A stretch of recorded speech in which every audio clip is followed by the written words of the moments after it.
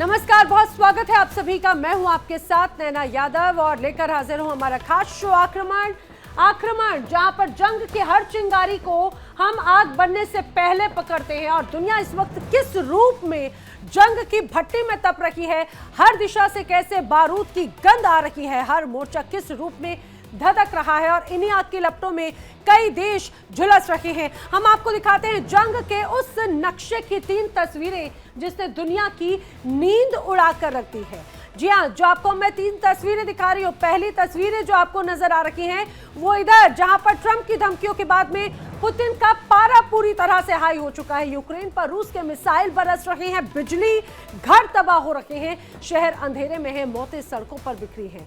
क्या ये ट्रंप की चाल थी या तीसरे विश्व युद्ध की शुरुआत? अपने आप में बड़ी बात है। जो अब आप दूसरी तस्वीर देख रहे हैं, यहां पर ट्रंप ने एक बार फिर से ईरान को धमकी दे दी है। B2 बॉम्बर्स, B2 बम वर्षकों की नंगी ताकत दिखाते हुए, जंगी ताकत दिखाते हुए कहा है कि ईरान सुधर जाओ वरना तबाह कर देंगे। क्या अमेरिका ईरान की एटमी साइट्स पर एक बार फिर से हमला करेगा या फिर ट्रंप अब वॉर प्रेसिडेंसी के रास्ते व्हाइट हाउस की वापसी की स्क्रिप्ट लिख रहा है? और तीसरी तस्वीर जहां पर हमास और दुगबुश कबीले के बीच में जबरदस्त टकराव हो गया है, बमबारी हो रही है, गोलीबारी हो रही है, गैंग वॉर है जिसने एक बार फिर से गाजा को जला डाला है। 27 से ज्यादा लाशें, अस्पतालों में चीखें, गलियों में बारूद। क्या गाजा में शांति सिर्फ एक धोखा थी? ये 3 महाद्वीप, 3 जंग और एक कॉमन फ्यूज। सवाल अब ये भी कि क्या ये सिर्फ धमकी है या फिर वाकई में तीसरी जंग आजम का ट्रेलर चल रहा है? चलिए शुरुआत करते हैं आक्रमण की। शुरुआत इस वक्त की बड़ी खबर की। जंग के मैदान से क्या है बड़ी खबर?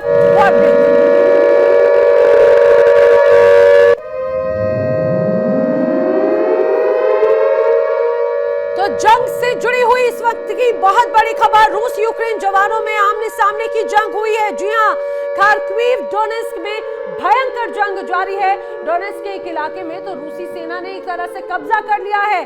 खार्कोव की भी एक इलाके में रूसी सेना का कब्जा साफ तौर से नजर आता है और उसकी तस्वीरें लगातार यहां पर सामने आ रही है। देखिए, रूस यूक्रेन जवानों में अब आमने सामने की भिड़ंत, आमने सामने की टक्कर साफ तौर से यहां पर स्थिति को दर्शाती है कि कितना तनाव एक बार फिर से यहां पर देखने को मिल रहा है। एक बार फिर है रूस यूक्रेन आमने सामने।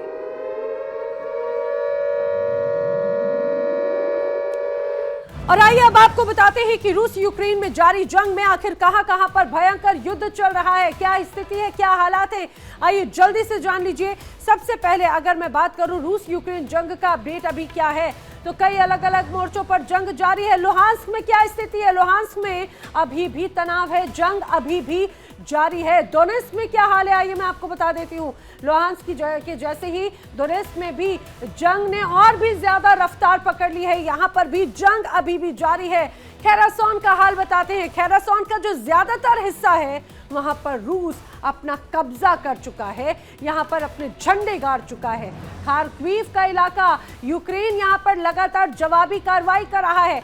रूस की तरफ से अटैक होता है, रिटेलिएशन जवाबी कार्रवाई यूक्रेन की तरफ से की जाती है। माइकोलेव की अगर मैं बात करूं तो यहां पर भी लगातार गरज रहा है यूक्रेन। रूस के इन तमाम सैनिकों पर यूक्रेन जवाबी कार्रवाई कर रहा है। तो ये हालात हैं रूस यूक्रेन युद्ध के। लेकिन इसी बीच एक और बड़ी खबर वॉर ब्रेकिंग युद्ध के मैदान से।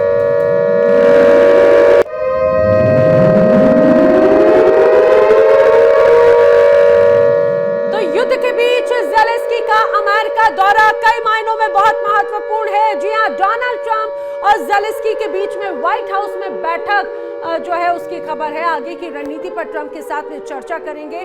तनाव के बीच में ज़ेलेंस्की अमेरिका पहुंच रहे हैं। एक तरफ ये समझिए कि हाल ही में डोनाल्ड ट्रंप, अमेरिका ने मध्यस्थता की और इजराइल और गाजा का युद्ध खत्म करवाया। तो क्या अब बारी ये यूक्रेन और रूस की है, लेकिन क्या युद्ध रुकवा पाएंगे डोनाल्ड ट्रंप? क्योंकि कई शर्तों पर ना पुतिन तैयार है ना ही ज़ेलेंस्की। युद्ध के मैदान में लगातार पुतिन एक के बाद एक घातक वार कर रखे हैं ज़ेलेंस्की और यूक्रेन पर। और इस पूरे युद्ध के हालात में अमेरिका पहुंच रहे हैं ज़ेलेंस्की डोनाल्ड ट्रंप से मुलाकात करने के लिए। आइए मैं आपको जल्दी से बताती हूँ कि तनाव के बीच में ज़ेलेंस्की अमेरिका जा रखे हैं, इसके क्या मायने हैं, क्या एजेंडा है, इस बात को जरा समझने की कोशिश कीजिए। दरअसल यूक्रेन के राष्ट्रपति ज़ेलेंस्की वॉशिंगटन जा रखे हैं, उनका वॉशिंगटन दौरा है और ये वॉशिंगटन दौरा कई मायनों में बहुत ज्यादा महत्वपूर्ण है। ये बैठक होगी व्हाइट हाउस में। समझिए, वॉशिंगटन में राष्ट्रपति डोनाल्ड ट्रंप से ज़ेलेंस्की की मुलाकात होने वाली है और ये मुलाकात कई मायनों में महत्वपूर्ण है। बताया ये जा रहा है कि दोनों के बीच में इसके पहले फोन पर बातचीत हुई है और एक बार नहीं बल्कि दो बार दोनों ने फोन पर बात की है। अब ये बैठक आखिर किस एजेंडे पर है? रूसी हमलों को लेकर माना जा रहा है जवाबी रणनीति पर एक तरह से चर्चा इस बैठक में की जाएगी। रूस पर बड़े हमले की रणनीति भी इस बैठक में तैयार हो सकती है। रणनीति ऐसी कि वो रूस पर भारी पड़े, रूस के अंदर तक नए हमले के टारगेट तय होंगे। इस बैठक का एजेंडा ऐसा ही नजर आता है। एजेंडे में माना जा रहा है यूक्रेनी एयर डिफेंस सिस्टम को और भी ज्यादा मजबूत करने पर चर्चा होगी और कैसे उसे मजबूत किया जा सकता है और कैसे रूस पर घातक हमले किए जा सकते हैं ताकि इस युद्ध को एक अलग दिशा देते हुए इसको शांत कराया जाए या फिर निर्णायक भूमिका में लेकर आया जाए। हर लिहाज से ये बैठक बहुत ज्यादा महत्वपूर्ण नजर आती है। चलिए अब आगे बढ़ते हुए अगर मैं बात करूं नाटो और रूस से जुड़ी हुई, आइए आपको एक और बड़ी खबर बताती हूं। वो बड़ी खबर क्या है? अगली बड़ी वॉर ब्रेकिंग आपकी टीवी स्क्रीन पर। तो नाटो और रूस से जुड़ी हुई समय की बड़ी खबर है। जर्मन खुफिया चीफ मार्टिन येगर ने एक बड़ा बयान दिया है। मॉस्को किसी भी वक्त नाटो पर हमला कर सकता है, ये बड़ी बात कही है। यूरोप पर रूस लगातार दबाव बना रहा है, यूरोप पर रूस कभी भी अटैक कर सकता है। यूरोपीय देशों में रूस के अटैक से अब एक अलग तरह की हलचल, अलग तरह का डर है। बड़ी खबर ये, रूस अब नाटो को टारगेट कर रहा है, ये बड़ी बात कही है जर्मन खुफिया चीफ मार्टिन येगर ने। आखिर जर्मन खुफिया चीफ मार्टिन येगर ने क्या कहा है अपने बयान में? उनके बयान के मायने क्या हैं? क्यों कह रहे हैं रूस हमला करेगा और किस तरह से नाटो देशों को वार्निंग दे रखी है? आइए मैं आपको बताती हूं। दरअसल रूस कहर ढाएगा, ये बात बड़ी बात कही गई है। जर्मन खुफिया चीफ मार्टिन येगर की तरफ से अलर्ट एक तरह से जारी किया गया है। मार्टिन येगर ने नाटो देशों को सीधे सीधे चेता दिया है, अलर्ट किया है। उनका कहना है कि रूस कभी भी बड़ा हमला कर सकता है नाटो पर। उनका कहना है यूरोप से सैन्य टकराव रूस कर सकता है।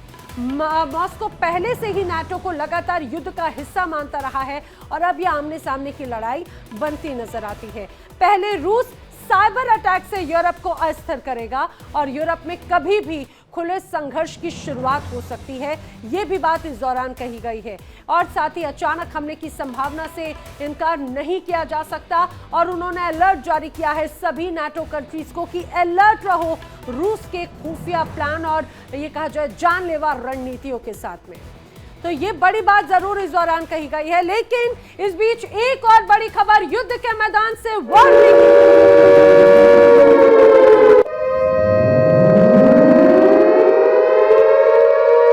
खबर, रूस ने खार्किव पर भयंकर अटैक किया है, जबरदस्त हमला बोला है।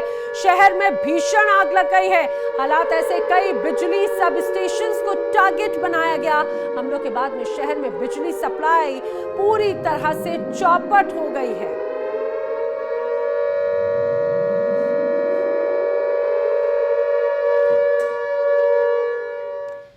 तो ट्रंप की खुलेआम धमकी जो पुतिन को दी जा रही है, पुतिन की आग को और भी ज्यादा इस धमकी ने भड़का दिया है। अब पुतिन का गुस्सा यूक्रेन पर बरस रहा है। शहर जला देने की धमकी जो है वो साफ तौर से नजर आती है, जिद नजर आती है। कीव की सड़कें, घरों के अंगारे, बिजली के सब स्टेशन, सब कुछ ध्वस्त नजर आते हैं। मासूमों की चीखें हवा में खुल रही हैं और ये समझिए कोई सियासी बयान नहीं बल्कि ये तबाही की नियत है। दुनिया देख रही है कि आखिर क्या हो रहा है। सवाल ये कि क्या अब तीसरे पैमाने की मौतों से नफरत को रोका जा सकेगा? Все, пацаны, заправился. Ебать. Терек 32. Стой! Огневой налет!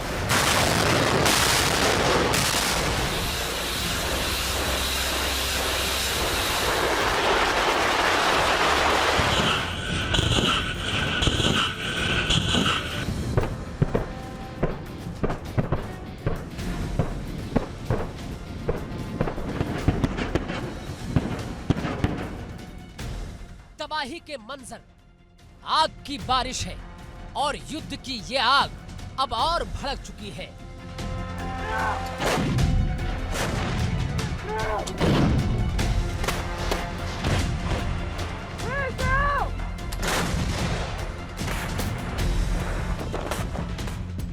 ट्रंप की धमकी के बाद पुतिन आक्रामक हो गए हैं। यूक्रेन पर मिसाइलों की बौछार हो रही है। हर सुबह, हर शाम यूक्रेन की जमीन पर मौत मंडरा रही है। बिजली के सब स्टेशन ध्वस्त हो चुके हैं। इंफ्रास्ट्रक्चर तबाह हो रहे हैं। अस्पतालों तक में धमाके हो रहे हैं।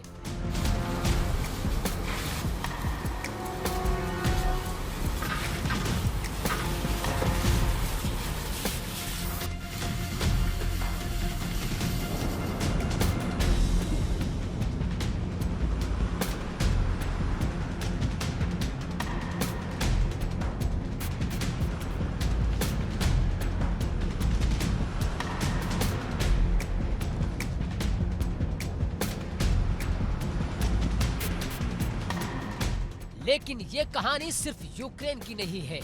यूक्रेन ने भी रूस के बेल्गोरोद ओब्लास्ट को बना दिया है मैदाने जंग। ड्रोन हमले किए जा रहा है, धमाके पर धमाके हो रहे हैं और धूल में गिरते शहर नजर आ रहे हैं। जैसे ही अमेरिका के राष्ट्रपति डोनाल्ड ट्रंप ने नेटो को चेताया, अगर मेरा कहना नहीं माना तो रूस को फ्री हैंड छोड़ दूंगा, वैसे ही पुतिन ने समझ लिया अब अमेरिका की छतरी हट रही है और उसी पल शुरू हुआ तबाही का नया दौर।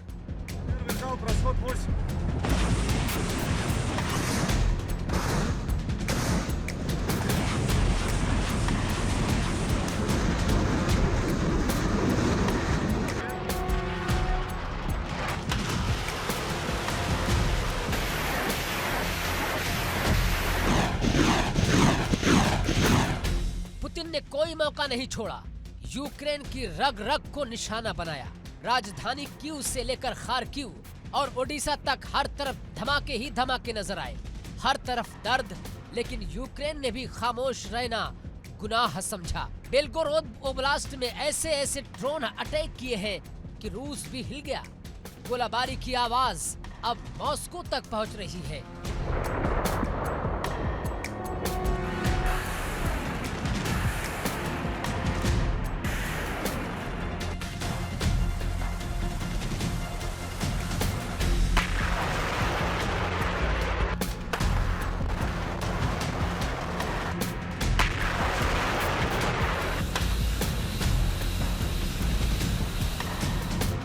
एक तरफ पुतिन की सेना मिसाइलें बरसा रही है, दूसरी तरफ यूक्रेनी ड्रोन रूसी धरती को छलनी कर रहे हैं और ज़ेपोरिज़िया में मशीन गनों की गरज के बीच एक यूक्रेनी ड्रोन को मार गिराया गया है।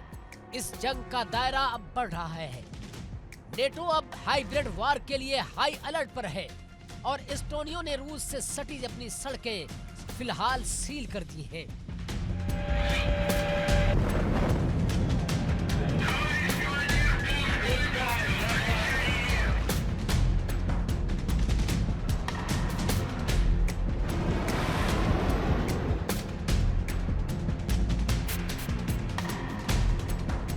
पूरे यूरोप की फिजा में जंग का जहर घुल रहा है, जैसे कोई बड़ी टक्कर अब सिर पर है। और इस टकराव की सबसे बड़ी वजह बन रही है अमेरिका की दोहरी नीति।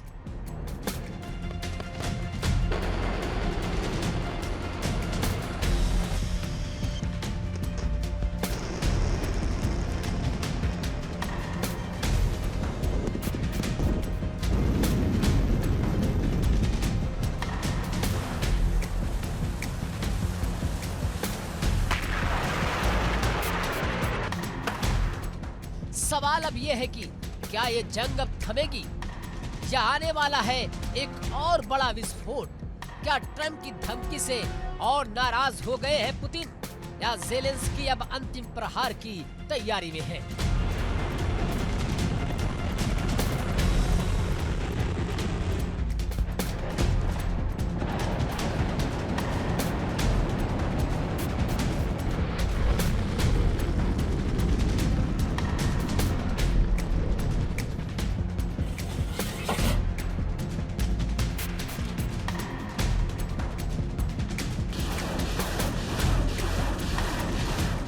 एक तरफ रूस है जिसकी मिसाइलें थक नहीं रही हैं, दूसरी तरफ यूक्रेन है जो ड्रोन से आग उगल रहा है और बीच में फंसी है पूरी दुनिया। तीसरे विश्व युद्ध की दहलीज पर है, पूरी दुनिया इस युद्ध की आग से जल रही है और सवाल अब ये है कि क्या कोई बटन दबेगा और सब कुछ खत्म हो जाएगा।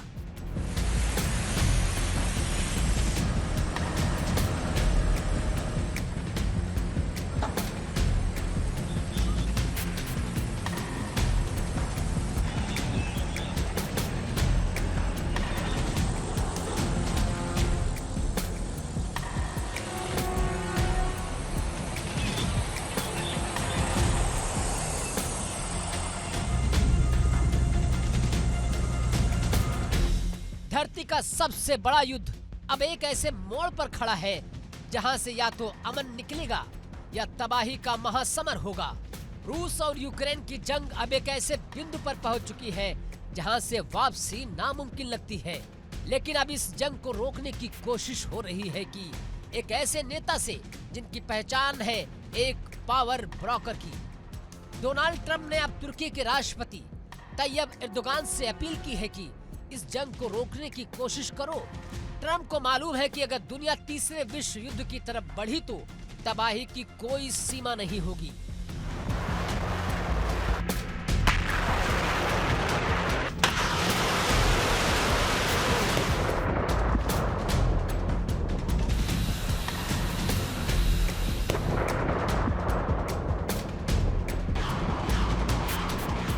ट्रंप अपने पुराने तजुर्बे का इस्तेमाल कर रहे हैं। एर्दोगन को आगे लाकर वो रूस पर दबाव बनाना चाहते हैं क्योंकि उन्हें पता है कि पुतिन एर्दोगन की सुनते हैं और ज़ेलेंस्की भी उनके इशारों को नजरअंदाज नहीं कर सकते। लेकिन सवाल ये है कि क्या अब भी समय बचा है इस जंग को रोकने का, या अब दोनों मुल्क सिर्फ एक बात चाहते हैं, दुश्मन की बर्बादी। रूस कह चुका है कि हम पीछे नहीं हटेंगे, यूक्रेन कह रहा है कि आखिरी सांस तक लड़ेंगे।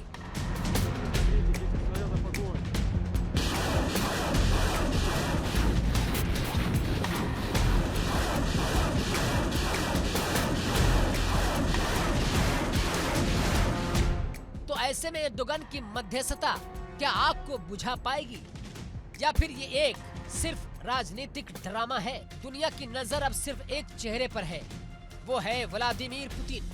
क्या पुतिन मानेंगे किसी की बात? क्या रूस इस जंग से पीछे हटेगा या फिर वो इसी आग में अपनी विजय तलाश करेगा?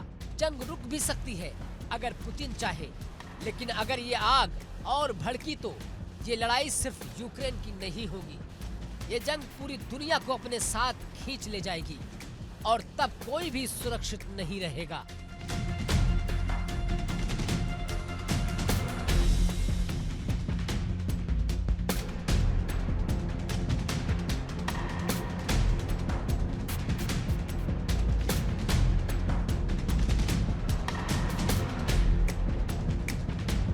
पुतिन की प्यास अब और बढ़ रही है, ट्रंप का साया फिर से मंडरा रहा है, यूक्रेन की हिम्मत अब भी बरकरार है, लेकिन जब बारूद बोलता है तो इंसानियत चुप हो जाया करती है। क्या यही होगा 21वीं सदी का सबसे बड़ा युद्ध या अभी और इंतजार बाकी है? Bureau report, India daily.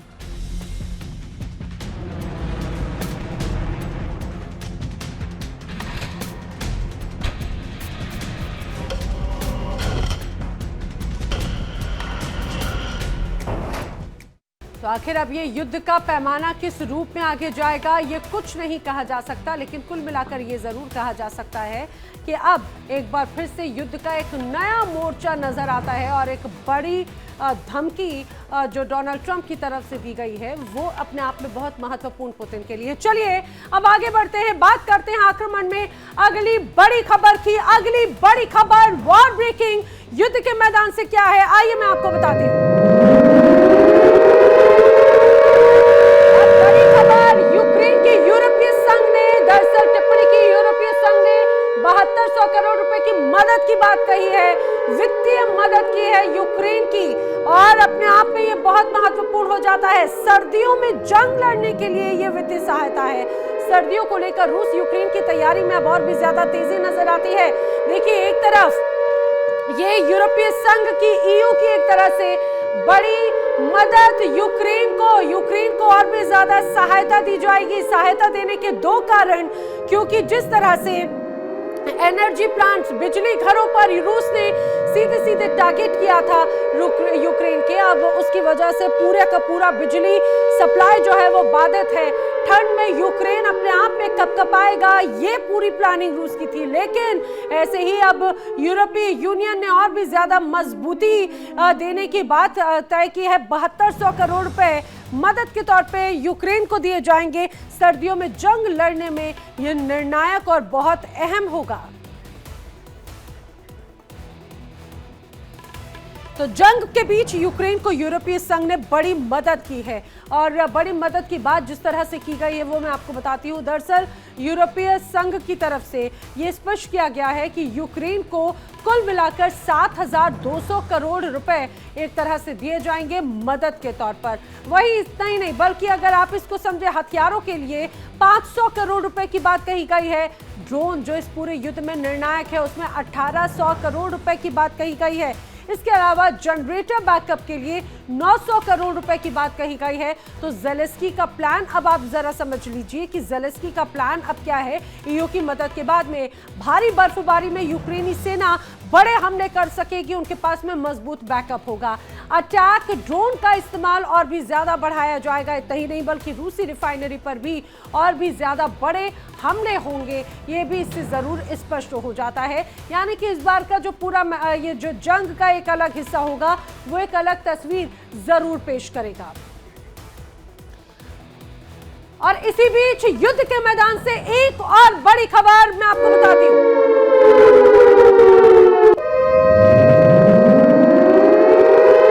तो बड़ी खबर, ज़ैपोरिज़िया एक बार फिर से जंग का मैदान बन रहा है। जी हां, ज़ैपोरिज़िया की तरफ लगातार यूक्रेनी सेना बढ़ रही है और 33वीं रेजिमेंट और 24वीं बटालियन आगे बढ़ी है। तस्वीरें आपके सामने, एक एक करके आपको गाड़ियों का जो एक काफिला नजर आता है।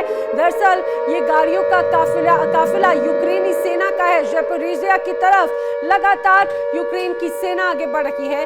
बताया जा रहा है 33वीं रेजिमेंट इसमें शामिल है, 24वीं बटालियन इसमें शामिल है, और युद्ध का एक अलग स्वरूप अब नजर आएगा।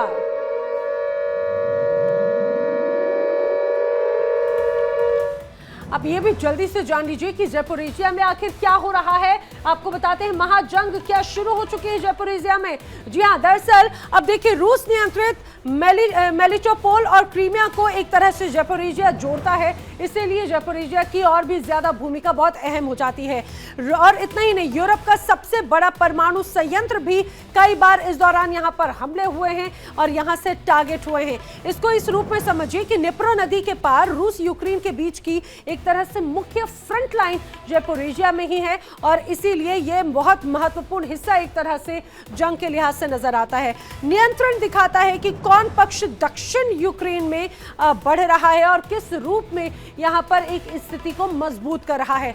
ज़ैपोरिज़िया सैन्य और राजनीतिक दोनों तरफ से ही बहुत ज्यादा निर्णायक है, बहुत ज्यादा निर्णायक भूमिका में है। तो इसे इस रूप में समझिए कि रूस और यूक्रेन के बीच में चल रहे जंग में ज़ैपोरिज़िया की भूमिका आखिर कितनी अहम हो जाती है। चलिए अब आगे बढ़ते हैं अगली बड़ी खबर की ओर। अगली बड़ी खबर युद्ध के मैदान से क्या है, आइए मैं आपको बताती हूँ। बड़ी खबर अब जंग के मैदान की।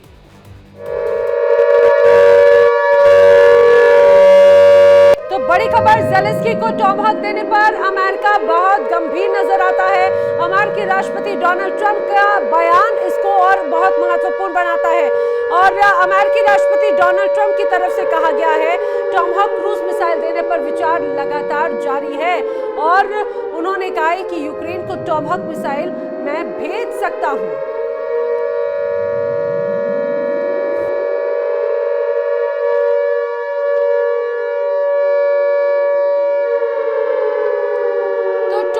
जिसकी बार बार डिमांड यूक्रेन की तरफ से की जा रही थी, उस पर अब लगातार विचार आखिरी पड़ाव पर है। माना जा रहा है कि यूक्रेन को टॉमहॉक मिसाइल दी जा सकती है। इसके पहले भी यहाँ पर जेडी वेंस की तरफ से कहा गया था। दूसरी तरफ इसके कुछ समय पहले भी डोनाल्ड ट्रंप ने कहा था कि आखिर क्यों दिया जाएगा टॉमहॉक मिसाइल, आखिर इसका क्या इस्तेमाल किस रूप में करेंगे, ये जरूर सोचने वाली बात है, क्योंकि टॉमहॉक देना यानी कि रूस के लिए उल्टी गिनती शुरू होना। और अगर अमेरिका टॉमहॉक मिसाइल यूक्रेन को देता है तो पुतिन शांत नहीं बैठेंगे। पुतिन पहले ही धमकी दे चुके हैं, लेकिन इन सारे तनावों के बीच में यूक्रेन को टॉमहॉक मिसाइल भेज सकता हूं, ये कहा है डोनाल्ड ट्रंप ने। तो टॉमहॉक को लेकर लगातार अब चर्चा है, टॉमहॉक देने पर विचार किया जा रहा है यूक्रेन को अमेरिका की तरफ से, लेकिन इस बीच टॉमहॉक मिसाइल देने की बात पर रूस भड़क गया है और यही बड़ी खबर है।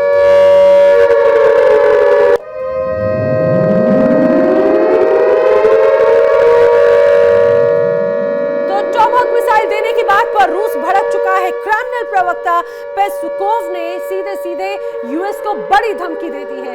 टॉमहॉक का मतलब बर्बादी और तबाही होगा, ये उन्होंने स्पष्ट कहा है। कीव को बहुत गंभीर परिणाम भुगतने होंगे, ये बात भी उनकी तरफ से कही गई। टॉमहॉक रूस के लिए एक बड़ा चिंता का मुद्दा है, ये बात भी लगातार हम सुनते रहे हैं। और देखिए टॉमहॉक से किस तरह से खौफजदा है रूस, और उसकी बात कभी पुतिन की जुबान से तो कभी यहाँ पर इनके अन्य नेताओं की जुबान से लगातार सुनने को मिलती रही है। अब क्रेमलिन प्रवक्ता पेस्कोव की तरफ से सीधे सीधे ये बड़ी धमकी दी गई है यूएस को। उन्होंने कहा है कि अगर टॉमहॉक दिया यानी कि वो कीव के लिए गंभीर होगा, बर्बादी और तबाही होगी।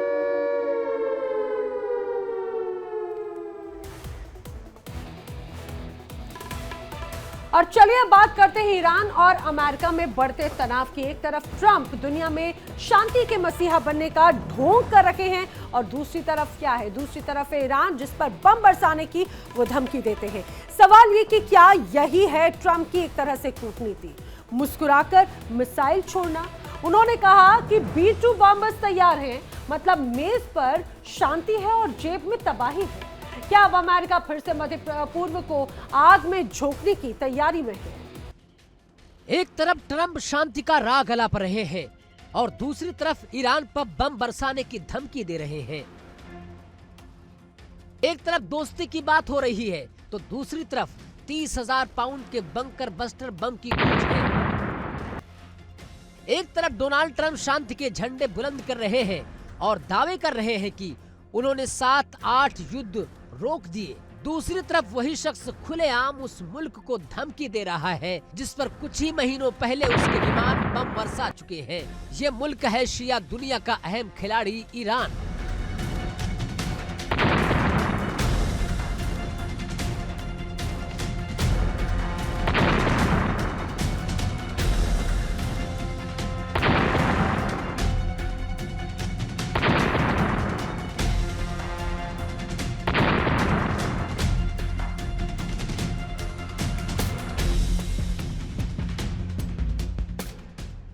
ट्रंप हम खुद को मध्य पूर्व में शांति का मसीहा साबित करना चाहते हैं, लेकिन असल में उनके शब्दों के पीछे छिपा है युद्ध का वो ऐलान।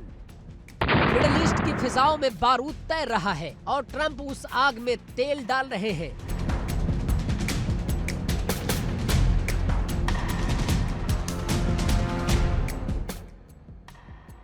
गाजा शांति समझौते के बाद ट्रंप इजराइल पहुंचे, लेकिन वहां उन्होंने जो कहा उसने पूरी दुनिया के कान खड़े कर दिए।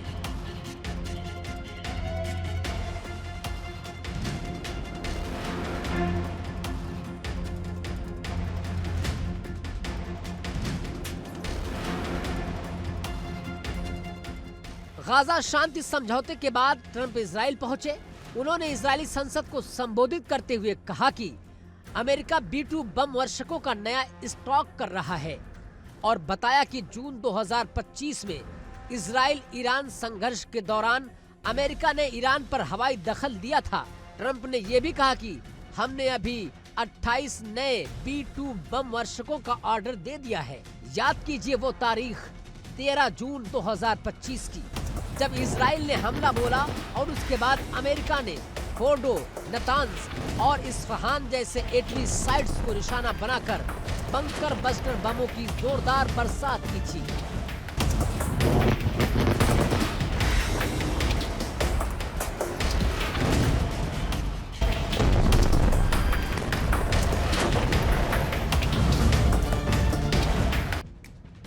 रिपोर्ट्स के मुताबिक फोर्डो पर 30,000 पाउंड वजन के बंकर बस्टर इस्तेमाल किए गए। जिस हमले को ट्रंप ने एक सफल सैन्य अभियान कहा था, उसी घटना ने क्षेत्र में बारूद की दुकान खोल दी है।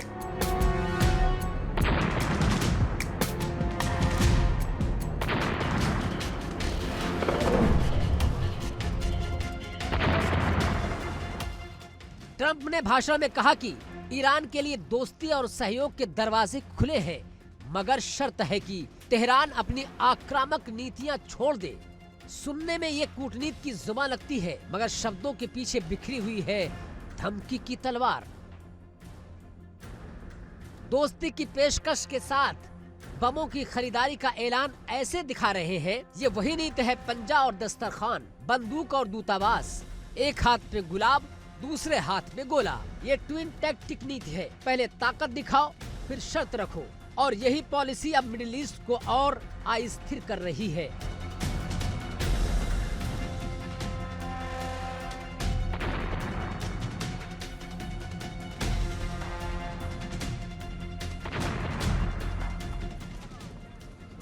तेहरान ने सख्त निगाहों और कड़क भाषा में जवाब दिया कि अपनी हदों में रहो, वरना हमने जो अंजाम अमेरिका को पहले दिखाया था वही फिर कर सकते हैं। ये सिर्फ बयान नहीं, ये वार्निंग है। तेहरान ने अपने हथियार, मिसाइलें और सैन्य रणनीतियां सार्वजनिक रूप से नहीं दिखाई, मगर उसने बता दिया कि वो पीछे हटने वाला नहीं है।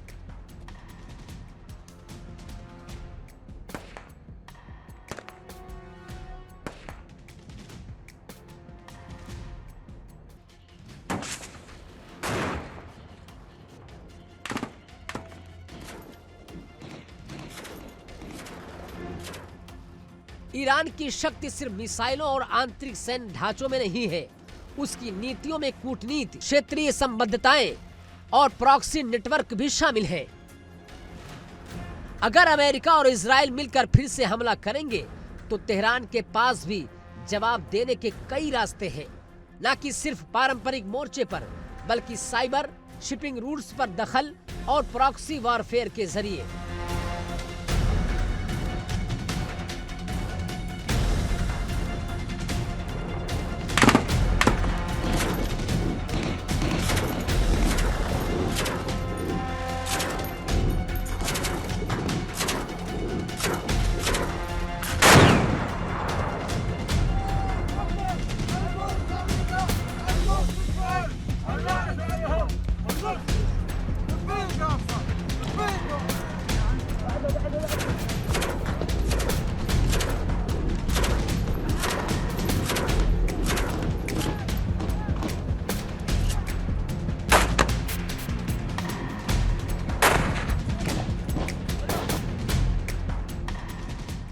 अब वो सवाल है कि क्या अमेरिका और ईरान में सीधी जंग हो सकती है, या इजराइल यूएस मिलकर कोई बड़ा आक्रमण कर देंगे।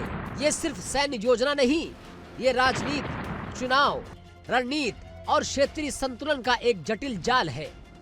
नीचे 3 संभावित परिदृश्य बता रहे हैं हम। कूटनीति के जरिए नियंत्रण। ट्रंप का मैसेज दूसरा पक्ष को झकझोर कर कूटनीति के मेज पर लाने की कोशिश हो सकता है। अगर तेहरान कुछ मांगों पर ढीला पड़ा और अंतर्राष्ट्रीय दबाव बढ़ा तो शांति की राह संभव है। ये वही बजरी और रोटी नीति है जिसे कहते हैं ताकत दिखाओ फिर समझौता करो। सीमित सैन्य टकराव। अमेरिका और इजराइल मिलकर कुछ चुनिंदा सैन्य निशानों पर हमला कर सकते हैं, खासकर अगर इंटेलिजेंस उनका समर्थन करे। इन हमलों का मकसद ईरान की सैनिक क्षमताओं को कम करना होगा, पर इसका जवाब रॉकेट अटैक्स, तेहरान की प्रॉक्सी फोर्सेस का मोर्चा खोलने की शक्ल में आ सकता है। और तीसरा जो सबसे अहम है वो है सीधी जंग। अगर कोई बड़ा ब्लंडर होता है, जैसे मास अकाउंटेबल सिविलियन कोलेटरल डैमेज या किसी अलाउड ने बड़े पैमाने पर हमला किया, तो तेहरान का जवाब व्यापक होगा और क्षेत्रीय युद्ध का रूप ले सकता है। इस तरह का परिदृश्य तेल रूट्स पर असर डालेगा, ग्लोबल मार्केट्स हिलेंगे और कई देशों को युद्ध के मैदान में शामिल कर सकता है। ऐसे में अगर टकराव बढ़ा तो इसकी चपेट सिर्फ मिडिल ईस्ट तक सीमित नहीं रहेगी। तेल की कीमतें उछलेंगी, शिपिंग रूट्स असुरक्षित होंगे, आर्थिक सुस्ती फैलेगी और वैश्विक निवेश प्रभावित होगा। भारत जो ऊर्जा के लिए खाड़ी पर निर्भर है, इस जंग से सीधे प्रभावित हो सकता है। व्यापारिक रूट्स और रणनीतिक हित सब बिखर सकते हैं। यह युद्ध सिर्फ इलाकाई राजनीति नहीं बल्कि ग्लोबल ऑर्डर पर हमला होगा। ट्रंप ने शर्त रखी है और तेहरान ने जवाब दिया है। अब बची है सिर्फ 3 चीजें: शांति, बातचीत, क्षेत्रीय मध्यस्थता या फिर खुला युद्ध। शांति तभी संभव है जब दोनों पक्ष ईगो से हटे और असली सुरक्षा पर वार्ता करें। बीच का रास्ता निकल सकता है, लेकिन सीमित कदम, निगरानी और अंतर्राष्ट्रीय गारंटी के साथ। पर यह राह तभी संभव है जब दोनों ओर के नेतृत्व में सोचे समझे फैसले हों, ना कि चुनावी पब्लिसिटी के लिए भड़काऊ बयानों का राज। Bureau report, India daily.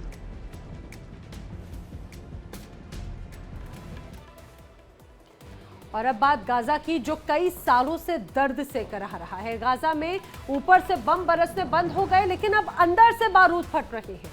Hamas और दुगमुश कबीले की लड़ाई गाजा की गलियों को एक बार फिर से लाशों से भर रही है। सवाल यह है कि जब दुश्मन बाहर से नहीं मारता तो अपनों के हाथों मौत क्यों बरसती है? क्या गाजा अब अंतर कलह में जलकर खाक हो जाएगा? और ये आवाम आखिर कब तक खून के आंसुओं को रोएगी? कौन देगा अब उन्हें इंसाफ? गाजा पर बाहरी हमलों की आग भले ही कुछ वक्त के लिए थम गई हो, पर भीतर की आग अभी और भयंकर तरीके से फूट पड़ी है। हम बात कर रहे हैं गाजा शहर में हालिया झड़पों की, जहां हमास सुरक्षा बलों और एक सशस्त्र गुट जिसे दुगमुश कबीला कहा जा रहा है, हमास और दुगमुश के बीच हुई टकराव में दर्जनों लोग मौत के मुंह में चले गए। गृह मंत्रालय के आधिकारिक हवाले से कम 27 से ज्यादा लोगों की जान चली गई और इनमें हमास के 8 सदस्य भी शामिल थे। मामला शुरू हुआ एक स्थानीय इलाके में चल रही गोलीबारी से, जहां जॉर्डन फील्ड अस्पताल के पास एक गैर कानूनी गिरोह ने कसम ब्रिगेड के लड़ाकों पर हमला किया। इस घटना ने आग को और हवा दे दी और इसके बाद करीब 300 हमास लड़ाके एक आवासीय ब्लॉक को घेर कर पहुंचे, जिसमें दुगमुश कबीले के सशस्त्र सदस्य छिपे थे। चश्मदीदों का कहना है कि मुठभेड़ तेज थी और उसकी चपेट में आम लोग और आसपास के घर भी आ गए। फिलिस्तीनी सुरक्षा सूत्रों ने बताया कि हमास ने बड़े स्तर पर ऑपरेशन चलाया और कुछ रिपोर्ट्स में संख्या 32 मौतों तक बताई जा रही है। दुगमुश कबीला गाजा का पुराना और मशहूर परिवार है, जिसके सदस्य कई राजनीतिक दलों और सशस्त्र समूहों से जुड़े हुए हैं। कबीले का नाम इतिहास में भी दर्ज है। 2008 में कुछ सदस्यों का जैश अल इस्लाम के साथ गिलाद शालिट के कब्जे की घटना से जुड़ा बताया जा रहा है। कई बार इस कबीले के लोग हमास में रहे हैं और कई बार वे फिलिस्तीनी प्राधिकरण से जुड़े रहे हैं और कुछ हद तक इजराइल के साथ भी रिश्तों के आरोप लगते रहे हैं। निजार दुगमुश जैसे कुछ नेता ने इजराइल से संपर्क के दावे को खारिज किया है और कहा कि इजराइल ने उनसे मानवीय क्षेत्र चलाने की पेशकश की, जिसे उन्होंने ठुकरा दिया। गाजा सिर्फ बाहरी युद्ध का मैदान नहीं रहा, बल्कि अंदरूनी सत्ता संघर्ष, पुराने बदले और स्थानीय वर्चस्व का भी अखाड़ा रहा है। जब बाहरी धमाका थम भी जाए, तो भीतर के टूटे हुए रिश्ते और पुरानी नोकझोंक किसी भी वक्त आग पकड़ सकती है। कबीले और गिरोहों की आपसी दुश्मनी, संसाधनों पर कब्जा और राजनीतिक प्रभुत्व की जंग ने गाजा को एक विस्फोटक पोत बना दिया है।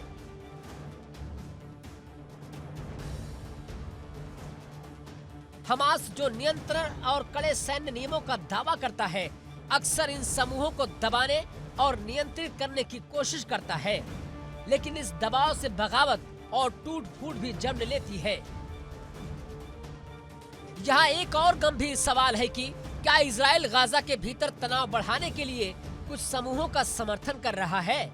ये आरोप वर्षों से लगाए जाते रहे हैं और अब फिर सुझाव मिल रहे हैं कि इजराइल ने स्थानीय गुटों को मदद की है ताकि आंतरिक माहौल अस्थिर रहे। कुछ रिपोर्ट्स में दावा किया गया है कि दुगमुश कबीले के सदस्यों के पास इजराइल से कुछ संपर्क रहे हैं, पर कबीले ने इसे सिरे से इनकार किया है। अगर सच में बाहरी ताकतें गाजा के अंदरूनी धड़े बनकर घायल कर रही हैं, तो ये साहसिक और खतरनाक रणनीतिक है जो नागरिक को ही शिकार बनाती है। ये संघर्ष सिर्फ हथियारों का टकराव नहीं है, ये आम जानों की जिंदगियों का करार भी है। हुनर और हड्डियों की तरह बिखरे परिवार, टूटी हवेलियां, अस्पतालों पर दबाव और बच्चों के टूटते बचपन, ये सब गाजा के आंतरिक संघर्ष के एक नहीं सैकड़ों चेहरे हैं। जॉर्डन फील्ड अस्पताल के पास हुई झड़प जैसे घटनाक्रम से यही बात समझ में आती है कि कितनी आसानी से सैन्य कार्रवाई असैनिकों की जिंदगी पर कहर बनकर टूटती है।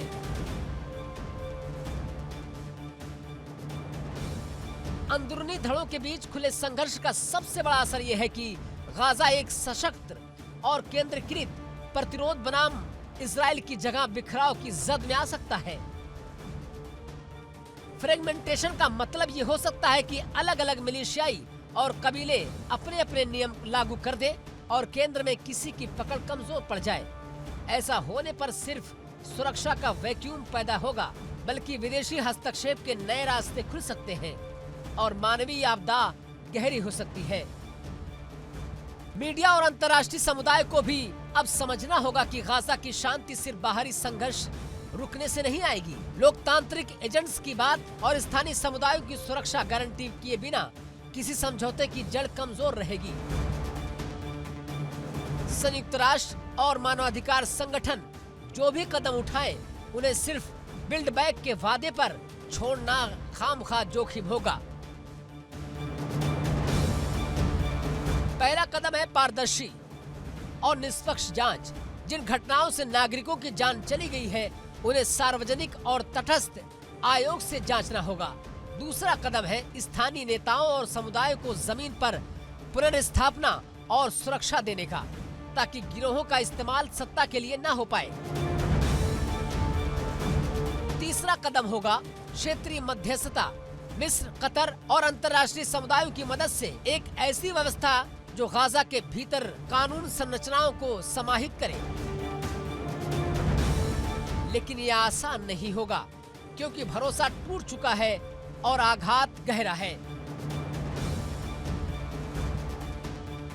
गाजा भले ही बाहरी हमलों से कुछ राहत पा रहा हो, पर भीतर की मौतों, खून के धब्बों और टूटे रिश्तों ने उसे एक बम की तरह बना दिया है। हमास और दुगमुश के बीच टकराव सिर्फ एक झड़प नहीं है, बल्कि गाजा की आत्मा पर वार है। Bureau report, India daily.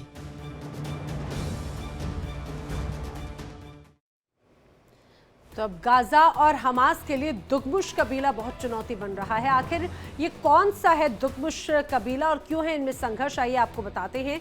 दरअसल अगर इसकी बात की जाए दुगमुश की, तो दुगमुश गाजा का प्रभावशाली परिवार माना जाता रहा है। कई सदस्यों का एक तरह से ऐतिहासिक और राजनीतिक और सशस्त्र जुड़ाव रहा है। कुछ सदस्य अलग अलग शांति और अलग अलग विद्रोही संगठनों से इसमें रहे हैं। 2008 में कुछ गतिविधियों के लिए ये नाम एक तरह से सामने आया था। अब दुगमुश का इतिहास क्या रहा है, उसकी भी एक झलक। दुगमुश कबीले के कुछ लोगों ने जैश अल इस्लाम जैसी घटनाओं में हिस्सा लिया। परिवार के नेता, रिवाज और स्थानीय प्रभुत्व गाजा में मजबूत रहे। कभी हमास के साथ गठबंधन, कभी विरोध, कभी अक्सर बदलता रहा है।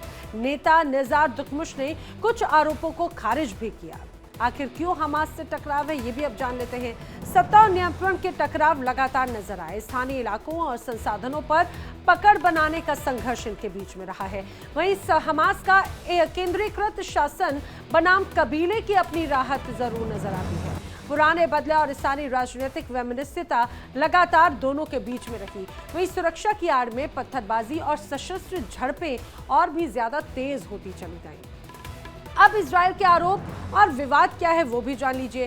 कुछ मीडिया रिपोर्ट्स कहती हैं कि इजराइल संबंध के दावे जरूर इनके साथ में उठे हैं। कबीले ने कई बार इन दावों का खंडन किया। बाहरी हस्तक्षेप के संकेतों ने माहौल को और भी ज्यादा जटिल बना दिया। लेकिन अब समझिए कि मानवीय असर आखिर इस संघर्ष का क्या पड़ता है। यहाँ पर नागरिकों पर सबसे ज्यादा बुरा और सबसे ज्यादा भारी असर है। अस्पतालों पर दबाव है, रिहायशी इलाकों में जमकर तबाही नजर आती है। आंतरिक झड़पों से विस्थापन और डर दोनों ही लगातार बना हुआ है। वहीं शांति की किसी भी उम्मीद को ठेस जरूर इनसे पहुंचती है। अब ऐसे में सवाल ये कि लंबे वक्त से जो संघर्ष चल रहा है, क्या कोई समाधान है, क्या कोई रास्ता है? तटस्थ जांच और पारदर्शिता बहुत ज्यादा जरूरी है किसी भी समाधान के लिए। स्थानीय समुदायों को सुरक्षा गारंटी देनी होगी, वही क्षेत्रीय मध्यस्थता और मानवीय पहुंच बढ़ानी होगी। ये अपने आप में बहुत महत्वपूर्ण हो जाती है गाजा में शांति लौटाने के लिए। और आइए अब आक्रमण में बात कर लेते हैं आज के सवाल की। आज का सवाल जान लीजिए। आज का सवाल है, बांग्लादेश की राजधानी क्या है? आपके सामने दो ऑप्शंस हैं। पहला ऑप्शन है ढाका, दूसरा ऑप्शन है लाहौर। इन दोनों में से आखिर क्या है सही जवाब? अगर आप जानते हैं तो अपना मोबाइल फोन उठाइए, टीवी स्क्रीन पर बताए जा रहे व्हाट्सएप नंबर पर आप हमें अपना जवाब भेज सकते हैं। सही जवाब देने वाले लकी विजेता को मिलेगा शानदार इनाम। और अब बारी है कल पूछे गए सवाल का जवाब देने वाले विजेता की। कल पूछे गए सवाल का विजेता जो है वो है उमेश कुमार शर्मा, जो कि बिहार भोजपुर के रहने वाले हैं। उमेश कुमार शर्मा जी, आपको इंडिया डेली टीम की तरफ से बहुत शुभकामनाएं।